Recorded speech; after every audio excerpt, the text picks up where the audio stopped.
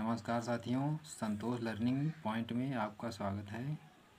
हम अध्ययन कर रहे हैं समांतर श्रेणियों का।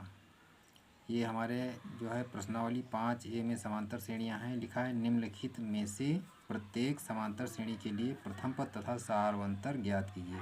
तो हम देखते हैं कि समांतर श्रेणी कौन सी है। तो इसमें पहला पार्ट है समांतर श्रेणी में लिखा हुआ है 3, 1, -1, -3 और डैश डैश साइड करके लिखा। अब इसमें देखते हैं कि प्रथम पद क्या है। पूछा गया है प्रथम पद कौन सा है और सारवंतर कौन सा है। तो प्रथम पद निकालना है, जिसे लिखा है प्रथम पद। प्रथम पद को हम क्या कहते हैं, प्रथम पद को हम ए से संबोधित करते हैं। तो यहाँ पर हम ए भी लिख देंगे। अच्छा, जो प्रथम पद जो पहले नंबर पर लिखा होता समांतर श्रेणी में वही प्रथम पद कहलाता। तो यहाँ पर प्रथम पद ए बराबर 3 हो गया। और सारवांतर देखते हैं, सारवांतर को हम डी से संबोधित करते हैं, यानी उसको हम डी कहते हैं। तो सारवांतर हो जाएगा हमारा द्वितीय पद में से प्रथम पद घटाएंगे T2, द्वितीय पद को हम T2 बोल देते हैं। T1, T2, T3 इस तरह से पद होते हैं, पहला, दूसरा, तीसरा।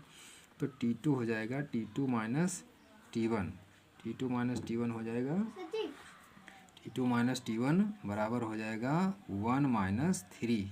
तो इसको जब हम करेंगे तो माइनस का 2 आएगा। इसी तरह से देखते हैं T3 माइनस T2, ये भी बराबर होगा। T3 क्या है हमारे पास, T3 हमारे पास है -1 और फिर माइनस करेंगे T2 को तो -1 हो जाएगा। तो -1 ये होगा हमारा इस तरह से।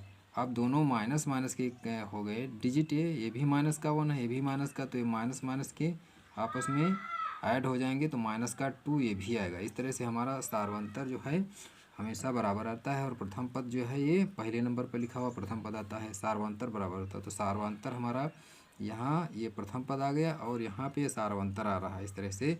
तो ये सारवंतर और प्रथम पद निकल आया इस तरह से। दूसरा हमारे पास है दूसरे नंबर पे, तो इसको भी हम देख लेते हैं। तो ये -5, -1 और 3 और 7 लिखा हुआ ये श्रेणी लिखी हुई है। इसमें भी प्रथम पद क्या हो जाएगा, प्रथम पद ए, इसको ए कहेंगे। प्रथम पद जो पहले नंबर पर लिखा प्रथम पद ए बराबर 5 हो गया, ये प्रथम पद हो गया हमारा। और सारवंतर भी निकालेंगे,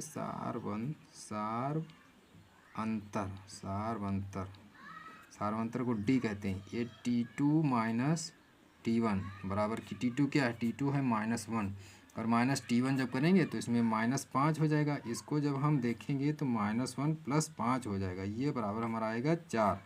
इसी प्रकार से T3 माइनस T2 करेंगे तो ये हमारे पास कितना होगा, T3 हमारे पास 3 है और T1 माइनस -1 ऐसे करेंगे, क्योंकि माइनस में यहाँ वैल्यू दी हुई है, यहाँ माइनस करेंगे तो यहाँ माइनस होगा। तो इसको देखेंगे फिर 3 + 1 हो जाएगा, 3 + 1 4 आ जाएगा। इस तरह से ये भी बराबर आ रहा है, यहाँ पे 4 आ रहा है, यानी सारवंतर हमेशा बराबर होना चाहिए और प्रथम पद तो पहले नंबर पे होता है। तो ये हमने 2 सवाल देखे और फिर आगे वीडियो में देखेंगे। धन्यवाद।